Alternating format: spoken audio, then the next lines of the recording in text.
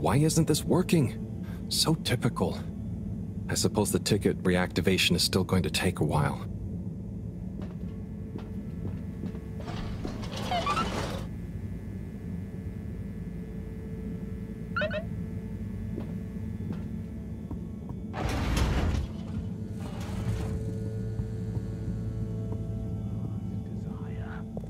Hello again. Hey, Chris.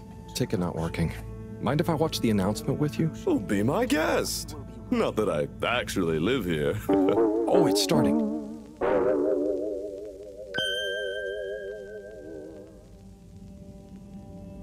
We chose the stars, not instead of the Earth, but because of it.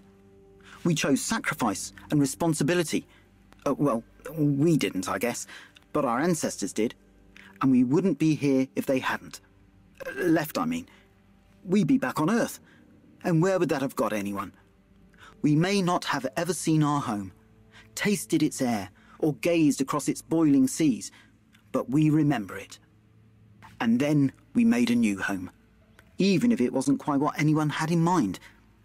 And one corporation, over all others, helped make that possible. All water. On that note, I'd like to introduce Madam CEO Brenna Castletop. Good day to you all.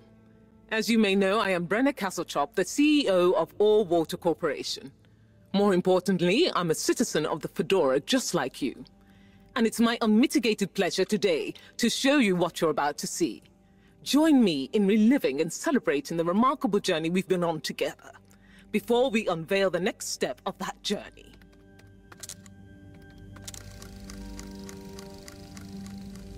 It may have started with one man, but it took the hearts and minds of many more to make the dream a reality. That dream began at the height of the Cold War, when the world was on the very brink of annihilation. He conceived of an Ark-like spacefaring ship, financed by the wealthiest countries, families, and private institutions such as the Schlipmeyer Foundation, as a gesture of global care for the human race. That ship journeyed for 200 years, was home to 5 generations, and sailed past many solar systems, making fascinating discoveries along the way, like the bacteria that are now responsible for our energy supply, or the mineral samples we took from planets along the way that allow us to build new materials. We had difficulties to deal with too, such as surprise asteroid fields, periods of hopelessness, and the unpleasant albeit brief alien infestation. And of course, 120 years after launch, our last message from our beloved Earth in its final moments. After 200 years, we finally arrived at our destination, only to find that the promising, watery planet contained no habitable landmass and dense, toxic gases in the atmosphere. Hardly the second Earth we had hoped for. It wasn't long into our new search that the solar winds came. Maybe our ancestors couldn't have possibly known, or maybe they could, that they would cause our ship to crash, just like Icarus, but with worse luck. Either way, we can be thankful for a soft landing and good waterproofing. Wasn't that a wild ride, huh? We've achieved so much aboard the Fedora, but we've never stopped thinking big. We had the idea to make sure we weren't missing out on anything going on outside. We're in a whole new galaxy, so we should be listening to see what the local news is. So we hatched a new plan. A state-of-the-art, deep space radio buoy capable of keeping itself afloat and slowly circumnavigating our watery new home while scanning for signals and interesting cosmic gossip. And, wait for it, yes, we're delighted to announce it's floating to the surface right now.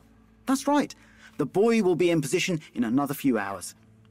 Big congratulations and thanks to All Water for making this possible. I'm excited to see what we pick up. That was some announcement, huh? Sure. Makes for some nice gossip. But I think they should fix the tube system or upgrade the TVs, eh? Before this fancy boy drama, eh? Yeah, that'd be nice. What if there really is nothing else out there? Exactamundo. We should be focusing on inner space before outer, huh? Yeah, man.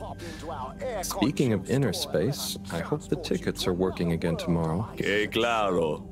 At least I brought some homework to mark. Those bambinos will forget everything at this rate. And you've got your trusty couch. Yep. We've gotten to know each other well. Okay. I'm gonna get some sleep. Buona notte, Chris. Buonanotte, Harold.